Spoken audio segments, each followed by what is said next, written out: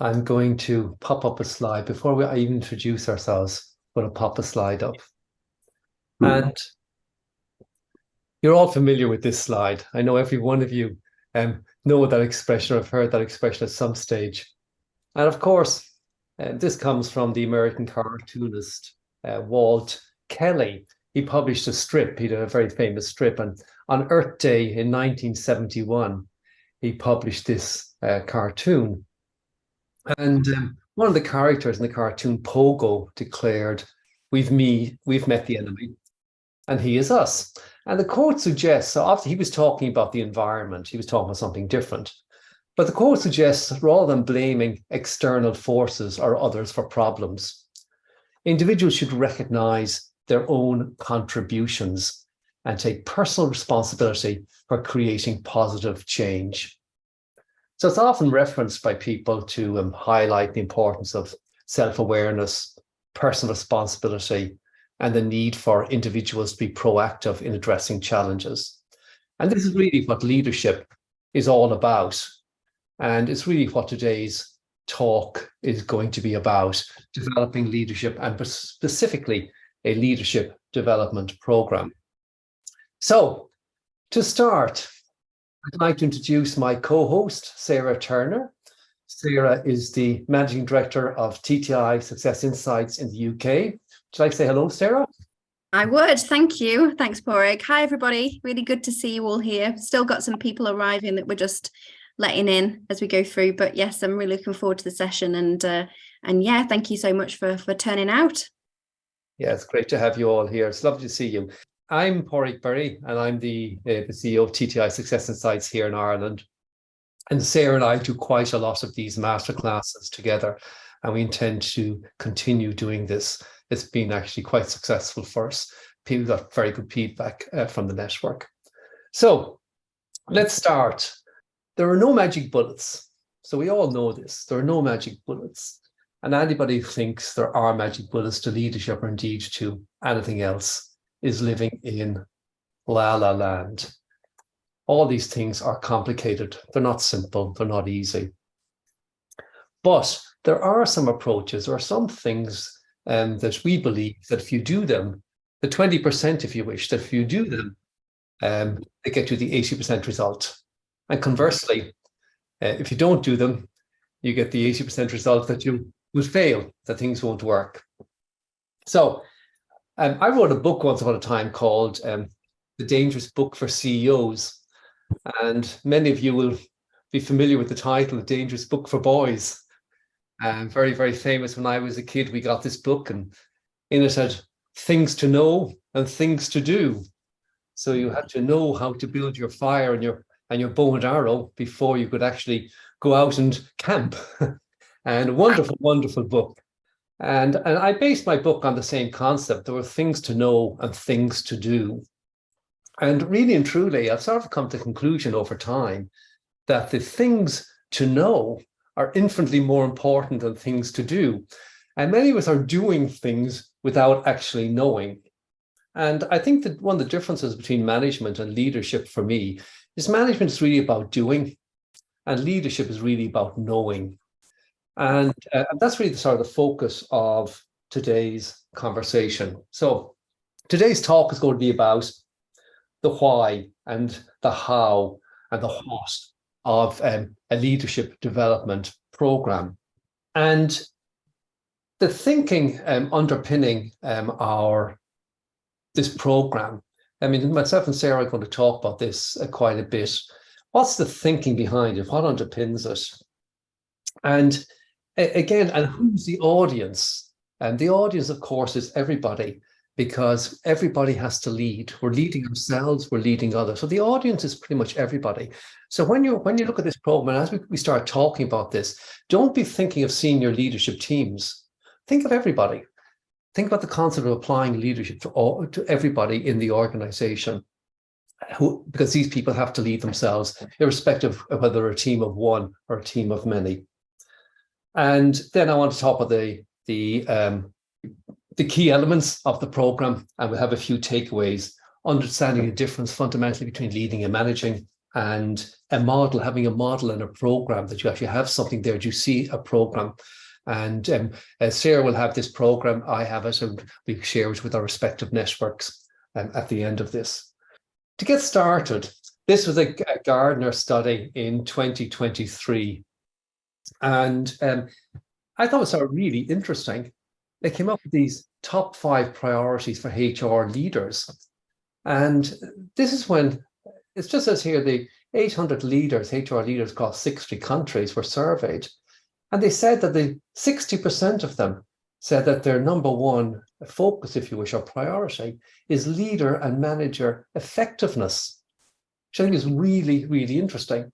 I mean, the future of work was sort of interesting, as 42% recruiting, employing, and so on. But the big one was really the effectiveness of leaders and managers.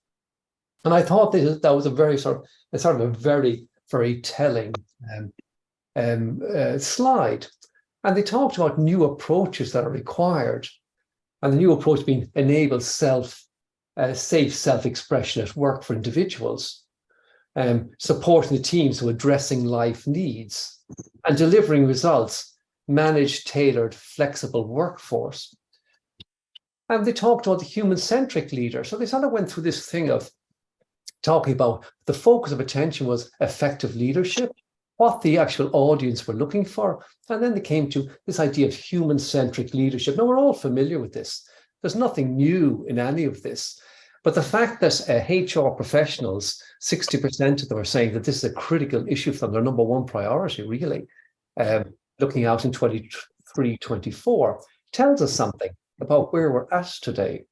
And they're saying that authentic, empathetic, and adaptive equals human leadership. So act with purpose and enable true expression for themselves and their teams. Be empathetic, show genuine care, respect, and concern for employee well-being. And adaptive, enable flexibility and support that lifts the unique needs, or that fits the unique needs of team members. So if you look at this and you say, what are they actually saying to us here? The model that comes from Daniel Goleman from a talk he did in 2007. It's very, very simple. He asked a question of the people in Google. He said, what do you think is the relationship between IQ and EQ? And people share their thoughts. And he said, actually, it's a random distribution. If you take a large population, it's a random distribution. But then he made a very, very important point. He said, if you take that population, and as you move up the organization, the gap between the smartest person in the room and the least smart person in the room in terms of IQ is actually quite low, and the gap in EQ is quite high. And I just to make the point, what he's saying very simply is he's saying that as we and we're all becoming leaders, remember this, as we progress, as we develop, and as we move up the food chain, EQ on a per unit basis is infinitely more important than IQ. Now, if we go back and we look at our slides for a moment here, and we say, what in fact are these HR directors saying? Well, if you look at this, authentic, empathetic, and adaptive, these are all really and truly EQ related skills. We talk about, and you remember this from previous presentations, what the complete leaders say are the top 5 competencies of leadership. And we argue, excuse me, that they're all EQ based. So self-management, the ability to actually manage yourself, to prioritize, to manage your time, taking personal accountability or personal responsibility, goal achievement, actually, not just setting goals, but achieving goals, hanging in there and actually delivering on them. Interpersonal skills, the ability to interact effectively with other human beings, and persuasion, the actual ability to persuade people and get them to work with you to achieve something. Now, I'm going to ask Sarah to come in a moment and take us through this, because what Sarah and I would argue is, when you look at what the HR directors are saying is required now in 23, 24, where their focus is, their priority is. It's on effectiveness, leadership effectiveness of both leaders and managers. And what I'm saying there is that, in fact, EQ is the key to this. And these attributes we just described there, like self-management, personal accountability, and so on, that these issues actually are EQ issues. And that when you talk about leadership development, the focus really needs to be on helping people in this domain of emotional intelligence. And again, I'm going to ask Sarah to jump in now and to talk a little bit about this thing of trigger response and impact, and how we believe this is actually the foundation for leadership development. And then we look at programs and actually how you do that. Sarah. Sure. Thank you, Porg. Yeah, it's really interesting when we looked at the element of human-centric leadership and looking at authenticity, empathy, and the ability to adapt. I love the relationship between authenticity and adaptation as well in terms of how our tools fit into this. Because if you were on the previous masterclass, we talked a little bit about how as leaders, being authentic about where our energy levels are and, how much ability we have to adapt our behavioral style and how much sort of energy we've got left in the tank, if you like. We call it the battery bank. But I think that really speaks to the tools on top of what Porg was saying around EQ being the key to this. And this sort of model is something that we talk about a lot when we talk about how the three sciences combine with each other, because I think sometimes it can be quite difficult to think about the placement of all of these amazing tools that we've got access to.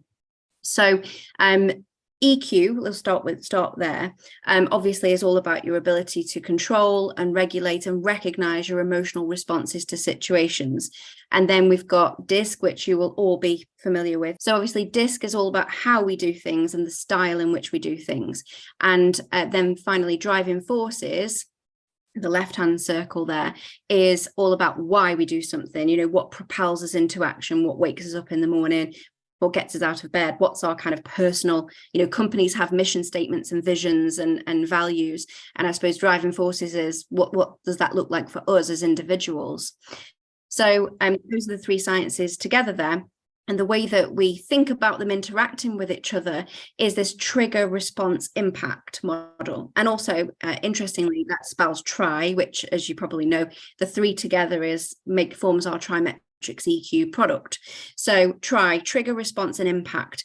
And what that means is, if you're having a conversation with somebody or, you're in a work situation and somebody says something or something happens that speaks to your personal drivers, your personal values, if you want to refer to that particular word, it's going to be a trigger for you. So that can be a positive trigger, or it can be, of course, a negative trigger. It's something that might rile you up a little bit. All the kids use this word now. Oh, this person's triggered. It's, it makes me laugh when people say that, because it makes me think of this, and it makes me think about why is it triggering, and often it's because it either speaks to their driving forces or it contradicts their driving forces, and that's of course where you get high levels of engagement, where somebody's personal drivers and personal why is in alignment with the organization's culture or the job's culture as well, and how the business champions people and rewards people. So trigger is something that kind of propels someone into action or makes somebody think, I have got to say something. It's that kind of deep down feeling. And then response is the way that we respond to that. And that's our behavioral style. If we've got high D behavior, we're going to respond in a certain way. If we've got a low I behavior, we're going to respond in a different way.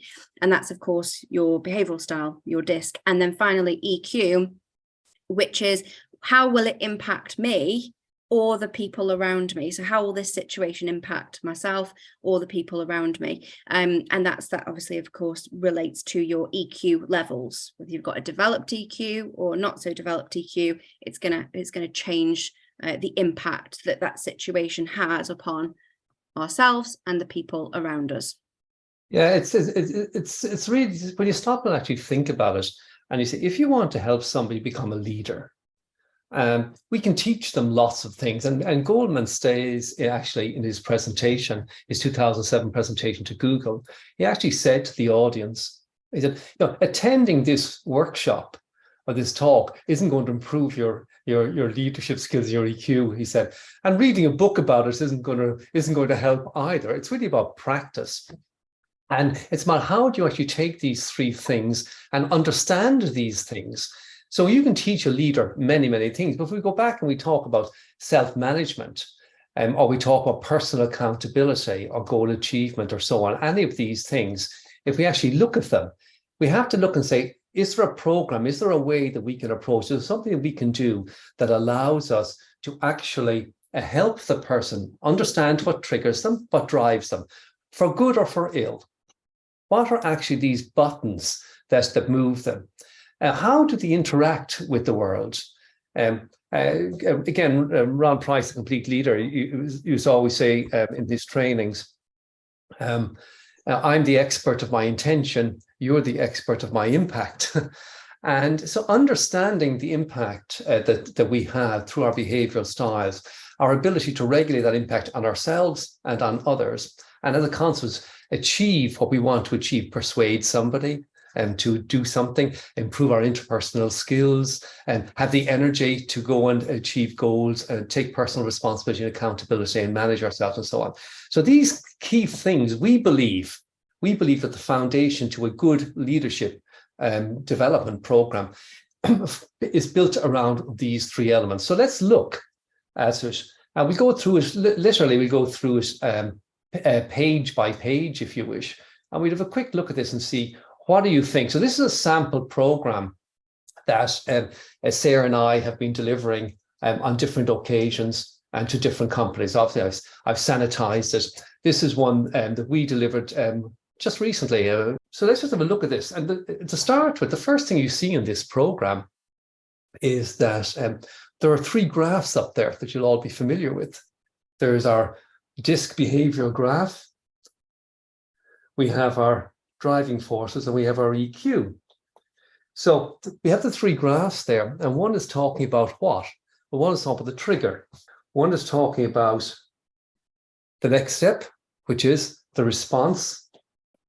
And the last one here is talking about the impact and your ability to manage that impact. So in the program, when we actually look at this and we say, how does one develop a program around these three things? And here's, I'm just going to run through this outline of the program, then maybe Sarah and I will discuss it, but jump in, Sarah, as we're going through it. The theme or the purpose of the program is understanding oneself, understanding others, understanding team. So when we talk about leadership development, I mean, we are typically talking about you leading yourself for sure. We're talking about you leading others. So first you must understand yourself, your own behavior, motivation, and emotional profile. One's level of self-awareness, regulation, communication style, intrinsic drivers, strengths and values one brings to the team. So you have to understand those, but equally you have to understand other people. You have to have the capacity, have models in your head, have ways of thinking, have descriptors, whatever, that you can use that when you're observing somebody, you're interacting with somebody, you can actually understand them and interact with them effectively. And then, of course, understand how the group together will function. The course objectives to enhance a leadership performance by building a common language. I mean, it's only if you have a common language of understanding that you can look at things like diversity and leveraging it, playing to individual and collective strengths and so on, building trust, identity, efficacy. So you have to have a common language. It's very hard to talk about these things in the absence of models. And remember, we say all models are broken, but some are useful. And the TTI assessments are like all models. They're just models. They're some sort of representation of a reality, but they're useful. And they're useful in that they give you a common language and they allow you to have a conversation that's not me pointing a finger at Sarah or her pointing a finger at me or whatever. It allows us sort of, if you step back together, we're both on the same side of the table, looking at something and having a conversation around it. As a model is applied, it's universal, that's applied across genders and races and so on and so forth. So it's sort of nice like that. The course objectives, enhance leadership performance, obviously. I mean, what else would it be? But the learning outcomes, just look at that for a moment. gain insight, have a better understanding of their colleagues' profiles and the makeup of their team, and how to better manage themselves and their relationships, and to communicate and work more effectively with a range of types of people. And you'll all be familiar with the idea of diversity on the team. I mean, Sarah, I want your tuppy halfpence here now on this. What are your thoughts on this? But we need diversity on a team, right? We don't need everybody nodding. If everybody's nodding, we're in trouble. So we need diversity, and that can be gender, that can be educational background, that could be experience, that can be behavioral profile, it can be a whole plethora of things. It's not just the TTI and sciences. We're looking for diversity. The challenge then is, if we have diversity, all this diversity, how do we manage this diversity? We're all different. We all value different things, or we all behave differently, or we all whatever. How do we interact and effectively do that? And that's really what we're looking for here, isn't it, Sarah? Yeah, absolutely. I mean, that's one of the things that we always talk about in our programs is, a great team is one that, if you were looking at a TTI Success Insights wheel, for example, all of the circles and the stars are completely, covering every single section. That's when we look at that, we think, wow, that's fantastic. And sometimes I've found that that's not always very common, because occasionally when people are recruiting into a team, whoever's doing the recruiting will apply their own behavioral bias without realizing it, and recruit people who are very similar to themselves because they really liked them in the interview. But of course they liked them because they were just seeing a reflection of themselves back. And so, and that's one of the arguments, of course, for using an assessment process when you're actually recruiting and doing a job benchmarking session. Porig did a great session. It was actually the first masterclass that we ran, all about using, how to conduct a benchmark. And so I would definitely recommend that you go back and watch that for, if what I've just said to you kind of piqued your interest a little bit. But yeah, so often we see in teams that there are clusters. There's a really strong culture in a particular team. And actually what we love seeing is a really diverse in terms of the behavioral style. And of course, as Porig said, that then means that there's going to be some, we call it behavioral friction, because of course it's not as intense and as serious as conflict when you're just talking about behaviors, as they're quite surface level, unlike driving forces where they're a bit more deep rooted. But so we call it behavioral friction, more so than anything else. And then of course, as long as teams understand this and leaders understand this principle, that friction can be navigated really well. So yeah, so that's just to reiterate essentially what Porig is saying there. Sarah, it's interesting. My children are always pulling me up. So we're driving along and I pass, and I'm not always very politically correct. And so the phrase that we've developed as a family is God's infinite variety. And the idea of God's infinite variety is that I say, yep, we need everybody, all shapes and makes. And I think that leadership, we don't, I remember years ago when I started working with CEOs of companies, then the biggest challenge we faced was they weren't going out picking their team. They had a team. They had the diversity. They had a group of people. There are very few people actually go out and pick the dream team. Most people come into a role and they have what they have. And the question is, if you have what you have, how do you work effectively with what you have? And saying lose them all and replace them is not a great strategy. And I've seen it done, but it's not a great strategy. So usually what you do is you have to take what you have and make the most of it. And the question is, how does one make the most of it? And so this thing of shared understanding that you, number one, have the skill set, but also the rest of the team develop the skill set of shared understanding, so that we understand that, well, it's not that they're a bad person, they're just this, or it's not that they always do that, they're just, and then we start to understand that, and we have this language of it. Another really important element of the program here is that understanding the values is really, really important. Understanding what motivates people, what engages them, what excites them is really, really important from a leadership perspective. If you don't understand, if I think Sarah, for example, wants more money and I'm offering her more money, and in fact, what Sarah wants another opportunity to learn, I'm missing the point. I'm wasting money and I'm not actually helping her and supporting her. So understanding these kind of driving forces is really, really important. In this particular program we're presenting here to you, we are using three sciences, as you know, behaviors, driving force, and EQ. I've seen the program done, and we've done it with behaving, drive, force, and competencies, where we're actually looking at those top 5 competencies particularly. And we've done that on occasions. So you can also use competencies in this model, and it works quite well. But you need to be quite robust in the work that you do on the competencies, and explaining the why, why those competencies are actually required, and explain the EQ behind these competencies, because there is a lot of EQ behind those competencies. So I have done it that way, and I don't know if Sarah has, but I have done it that way, where I've just used competencies as well. You see there it says a range of discovery exercises.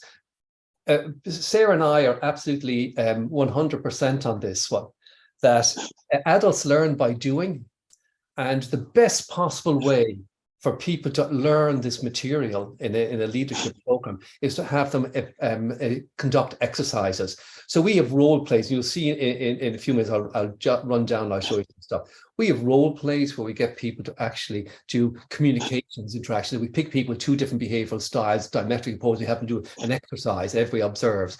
Or we have people with completely different values do a performance review, and so on and so forth. We do, or we have stress exercise. We say, imagine these 2 people. Can you pick out who these people might be on the team? And so we can look to the profiles. Can we identify who they are? How would they experience stress? What would work? What would not work? And we do all these kind of exercises. We have them work on this so that the penny drops for them. And again, who should attend? Well, you know who that is. Anybody who wants to develop their skills. Typically, when we do a program like this, we have a number of sessions. So we like the way we sort of break it up. We position things first, so people actually understand what this is all about. So we don't just dump them into it. We position it carefully. And having positioned it, we get them to complete assessments. And we then do debriefings on them. And then we take them through the program step by step. So the first part we do here is a setup. And the idea is the explanation of the program. Information. We give them handouts like cheat sheets. We give them notes so they can actually, for those who really want to go and study it up, they can. And answer initial questions, get GDPR approval, and technical check, and so make sure everybody understands how it all works. We then get them to complete the assessments, the trimetrics EQ, and it usually takes about 30 minutes, 40 minutes max to complete. And then we actually have a session where we build the sciences. So the first session, we actually sit down and we actually build the sciences. So you've seen us do this before in previous masterclasses. You see us actually drawing the models. So we actually draw the models, and the behavioral model, the motivational model, and the EQ model. We draw it, we explain it to them so they understand them, and we distribute the reports and debriefing guides. And then we have a one-on-one debriefing session.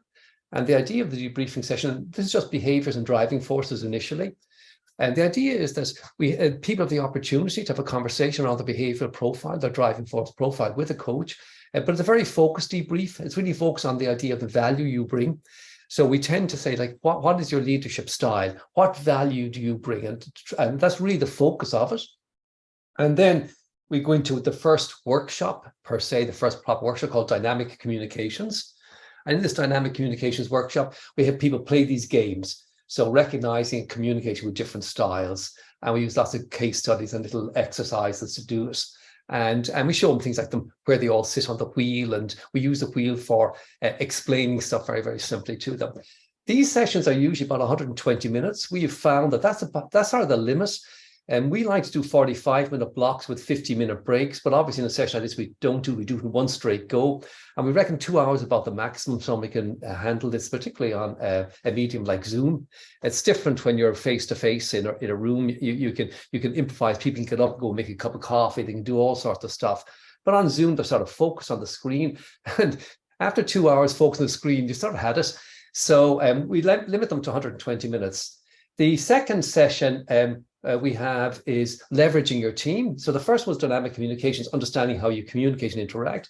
The second was looking at things like mapping your team, leadership behaviors. What are the leadership behaviors? That's where we bring the competencies in. What are the leadership behaviors? And how do you develop those behaviors? And how do you actually map your team? So we'd ask the people on the program, can you try and map your own team? Think about the people in your team. What do you think their behavioral profile is? What do you think their values are, their driving forces, competence, and see, can they map them, start to get a sense of it, and talk about then how would you interact with those various styles. Then we have a session called What is EQ? Why is it important? Why should you care?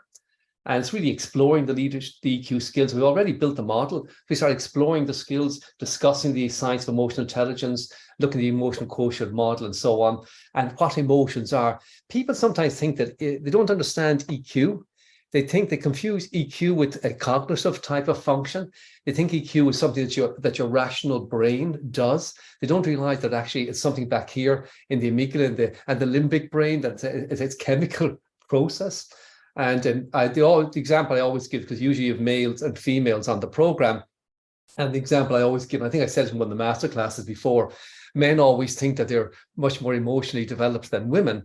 And the reason they think this is because they think that they are detached emotionally, that they have the capacity to stand back and see things and regulate themselves. It just means they don't understand the emotion at all. In fact, I think it's what's going on 9 times out of 10. I think in general, women are much more emotionally aware. But we explained this to them, what it is and why it's important. And then we debrief. We have a one-on-one after that, where we debrief. Each one gets a debrief on their EQ report. And I think this is important because EQ, you can discuss a lot of things about EQ in public, but not everything. So, for example, if Sarah tells me that her D style is direct, and her I is outgoing, and her S is dynamic, and her C is pioneering. Well, I can look at that and I can say, is that good or bad? Well, the question is, there is no good or bad on a behavioral profile. The same of values. There's no good or bad. There's just how appropriate are they for the role or the situation that one is in. It's a contextual thing. How useful or otherwise are they? And even if they're not ideal for a particular context, how can you use them effectively in that context? EQ is a little bit different. People tend to have high and low scores in EQ. There's no high and low per se in behaviors and driving forces, it just is. But EQ, yeah, we all want to develop our IQ, we become better. So how much you actually share in a workshop can be challenging. I mean, have you experienced this, Sarah, in your workshops?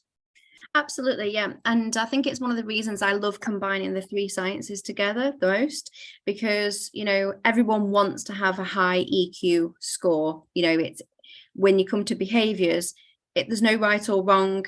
Sometimes people will have behavioral biases, and sometimes, unfortunately, in organizations, a certain behavior is championed, which is something as practitioners we've all got to work really hard to kind of eradicate. But in general, everyone kind of is comfortable with their behavioral style, and everybody identifies really well with it. And as they're reading the report, they think, wow, I sound amazing. That happens with everybody, because that's why we have chosen subconsciously that particular behavioral style. So when people are reading that report, you've probably noticed that there's a real feel-good factor about it, and everybody's smiling and laughing, and then the same when it comes to driving forces. I would say, and I don't know if you've noticed this as well, Porig, with driving forces, people tend to have less of a light bulb moment with that particular science. And the reason is that with behavior, everything is material. So absolutely everything you do and you see on a day-to-day basis, you're observing those behavioral styles. So when somebody gives you the science behind it, you immediately go, yeah, I can think of somebody that has that behavior, or that reminds me of a situation, because it's so observable. With driving forces, because it's more, deeper underneath the surface, we can definitely think of things, and we can kind of get it out of somebody, but we have to be a lot more targeted with our questions if we don't have the opportunity to take an assessment, of course. But when it comes to, so with those two, behaviors and motivators, it's a real feel-good factor. And everybody, once you help people understand the value that these different styles and driving forces brings, it's a nice thing, and everyone likes it and everyone's really enjoying it.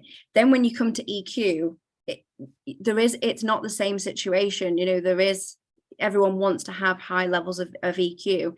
And so combining the 3 together kind of gives you that nice, introduction into it with behaviors, and then in with driving forces, and then you kind of hit them with the harder stuff when you have to tell someone that their emotional quotient levels aren't quite as high as they might think they are. So that's, I've definitely noticed that, Porig. And the other thing, of course, is I don't know if any of you guys have ever had this when you're delivering a session, but occasionally somebody will say, I don't care about adapting my behavioral style, or Yeah. And or they'll say, why should I change?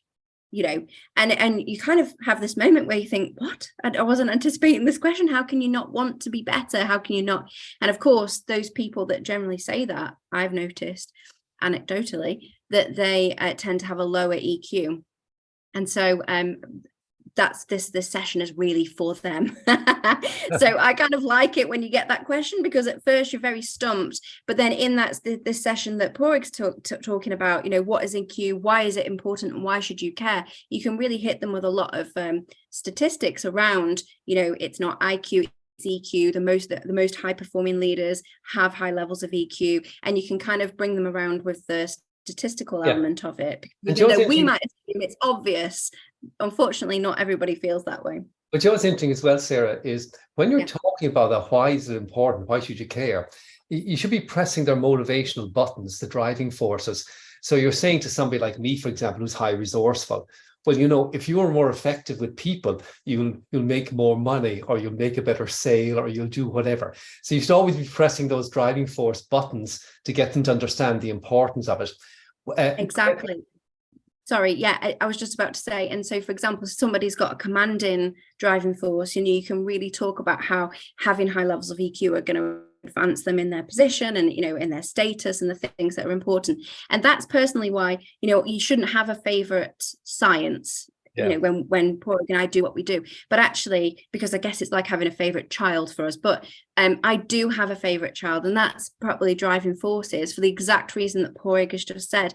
You can frame so many conversations when you know that about somebody, and you know what gets them out of bed in the morning. And what I was saying earlier about somebody, you know, whether they're engaged or disengaged, it often relates back to those driving forces, and that's where that tie-in comes with EQ. Yeah. So, you know, again, you have the debrief. Again, Trevor O'Sullivan, our Sarah, my colleague in Australia, New Zealand, and I really like the way he approached EQ, and he uses he's the first person I ever heard actually express it this way. Am I active in?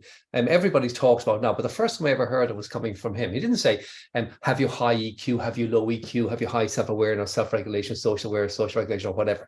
He said, are you active in the area of? And what I really like about this, and part of the what is EQ, why is it important, why should you care? Part of that, and when we move then to building the team EQ session, we explain to people that EQ is a learned skill. And we think that EQ is something you're born with. We always talk about the born leader. And of course, I always make the point that the born leader just learned these skills at an early age. And so there's no such thing per se. It's a learned skill. And by practicing techniques, you can become more active in the area. So we really emphasize that. And when we move down after the debrief, and we move this thing of building team EQ, we really focus on these exercises that we shared in a previous masterclass. And, you know, we talk about these various exercises, everything from journaling to meditation to getting out in the fresh air. You know, there's a whole plethora of things that one can do to build your EQ, and practicing like small little examples first and then building on it. And we talk a lot in that particular workshop about the mix, what Sarah was just talking about there, this mix of behaviors, driving force, and EQ, how they work together, how we blend them together, how they interact, and how EQ can make you so much more effective. To take your thing of commanding, so I'm commanding, resourceful, intentional, objective. So my statement, my driving force statement is, I achieve freedom and control over my destiny by working with people in ways that work to achieve return on my time, energy, and money. So there's the statement. And if you can look at that statement and you can show somebody how developing their EQ will dramatically improve them in helping them achieve that, because that statement resonates with me down in my tummy, right down here. And if they realize by developing your EQ, you can become so much more whatever it is that those driving forces are that's important to you, so much more of that, then it really, really excites people.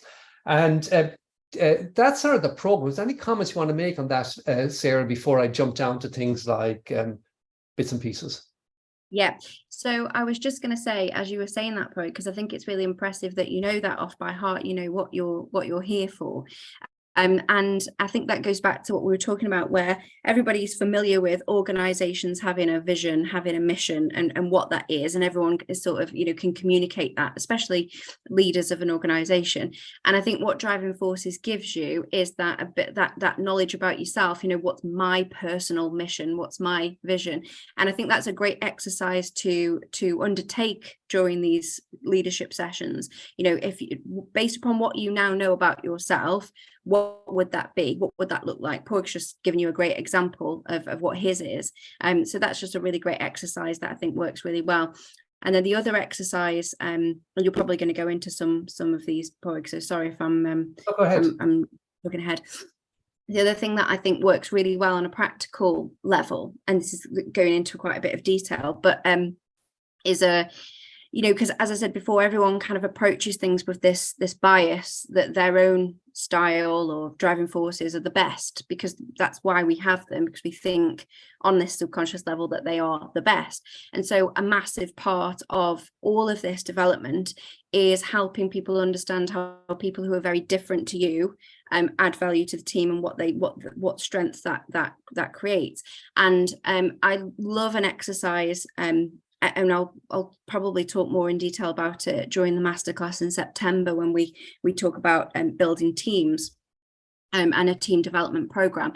But I love the value and perceptions exercise, where and this can be done really well on Zoom as well. It works really, really well. It's great face to face, but it works well as a virtual session, where you sort of group people together.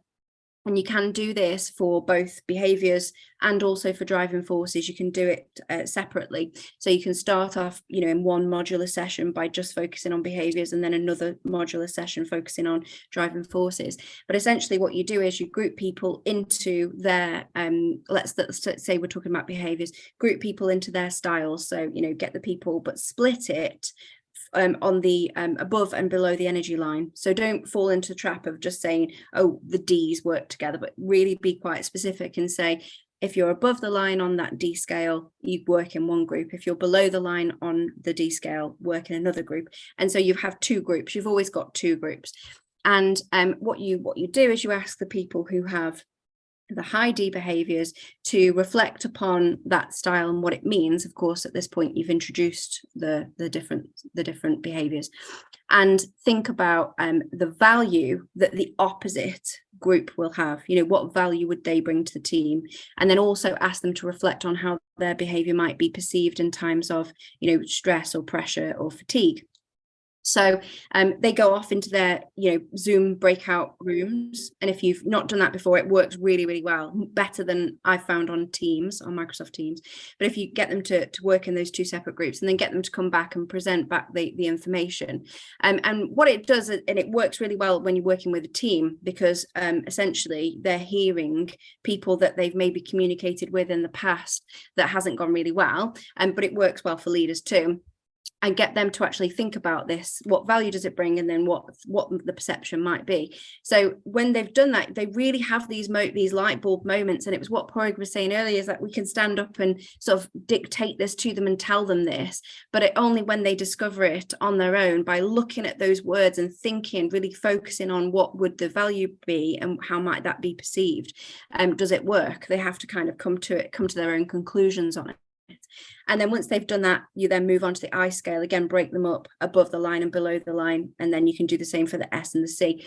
And honestly, from my experience, it sounds like a really straightforward exercise, but it is the most effective one that I've seen be run. Especially when you're working, this is slightly off topic, but especially when you're working with teams, because again, they're the people that they maybe have the most behavioral friction with, or the most, driving forces friction with, are essentially telling them how fantastic they are. So it's a really great exercise to kind of, gel that diversity and what value brings in and what strength comes from people who are very different to you.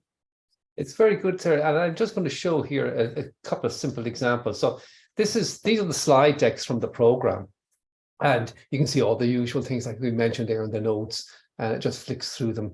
But fundamentally, they have to change your behaviors. Just to see that word, I've uppercased it, and because really this is what we're trying to talk to them about.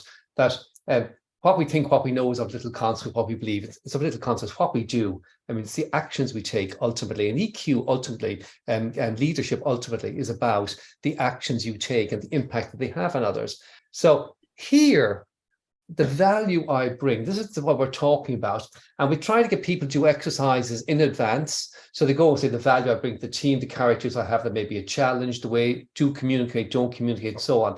And they do that before, and then they come and they actually present that in the workshop. They actually present that to somebody, and they get feedback then from the group. What do others say is the value I bring?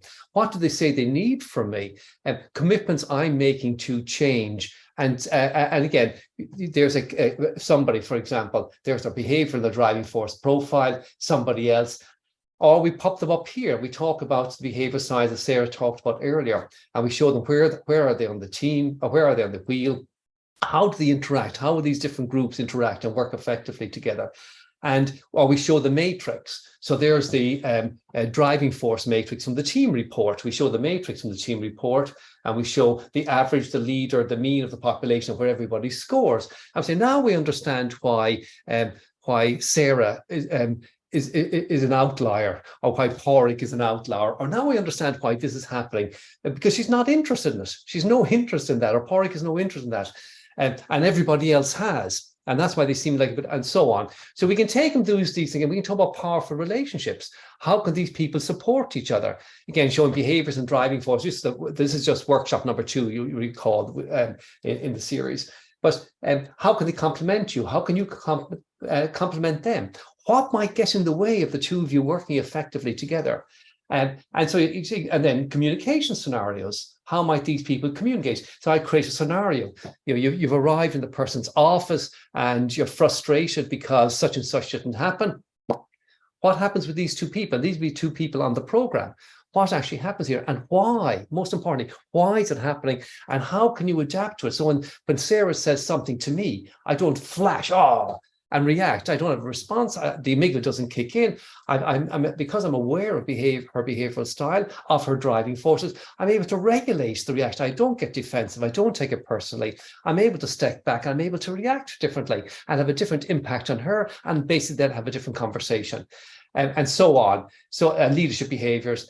Just this last one very, very quickly. The behaviors of a great leader.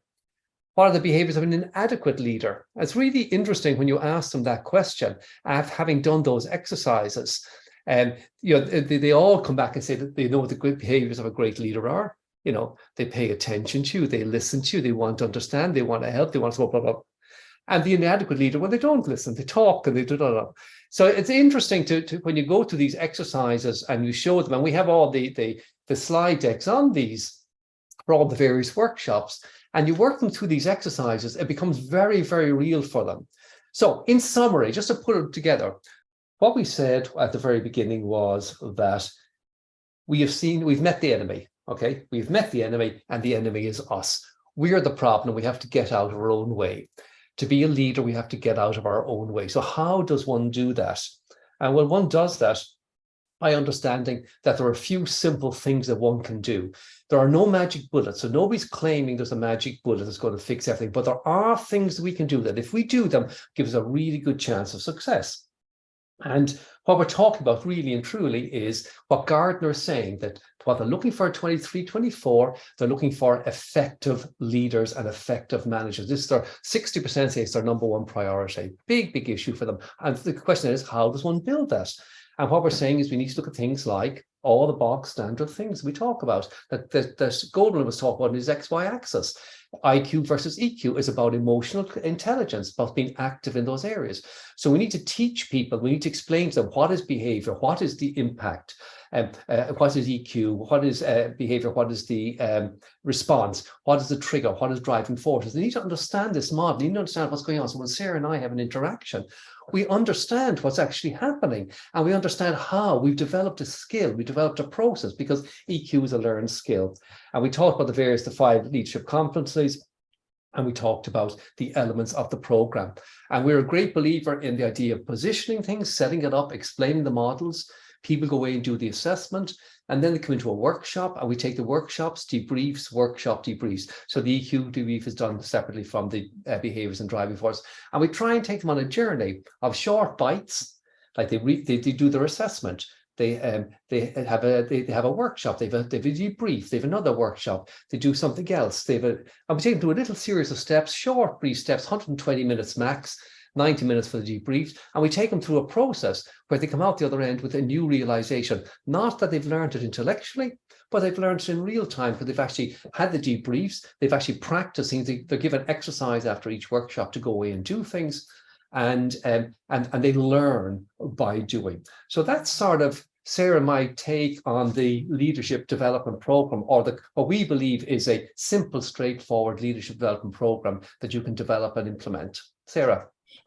Yeah, and I just wanted to mention that I think I'm a real advocate for doing this modularly. Is that a word? Modularly? You know what I mean? Sounds good, modularly. And yeah, I'm a real advocate for that because I think it's just so much, especially when you're using 3 sciences, there's such a lot of information. I think it's really good that you can do one, people can go away and focus on that and just reflect on it, process it, especially because, as we know, we have to practice what we preach. We understand that people have different styles when it comes to absorbing this and learning this. So I think the modular approach is a really good one. Some of our clients use this in the way that they get people to complete the assessment prior, and then people can actually reflect and go through the report themselves before they come onto the leadership program. There are pros and cons for that, and so there's no kind of one size fits all approach to this.